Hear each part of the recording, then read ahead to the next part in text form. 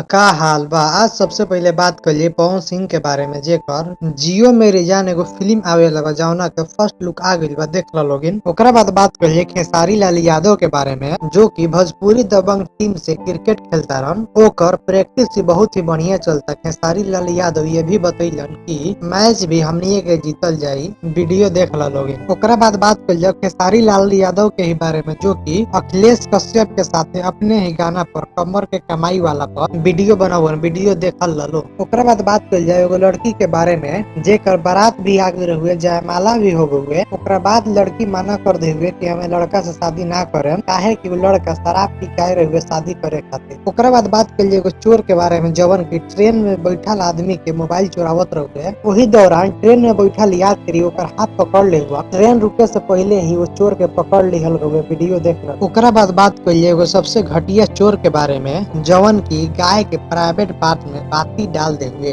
उस चोर के अभी तक कोनो पता नहीं के लगल, पता चल जाता हम बता दे। ओकरा बाद बात कल जाए जीजा और साली के प्रेम कहानी के बारे में। साली चाहता रही कि जीजा के साथ में अपना रहस आ अपना पत्नी के छोड़ दे, मतलब उनका बहन के छोड़ के उनका साथे रहस। ओकरा बाद बात कल जाए रानी एक्ट्रेस के बारे में, जेकर बर्थडे रहुए, तो फिर सागर मधु के बहुत बहुत बर्थडे के बधाई दे हुई अपने इंस्टाग्राम के स्टोरी पर लगा के। तब तक खातिर इतना ही, तब तक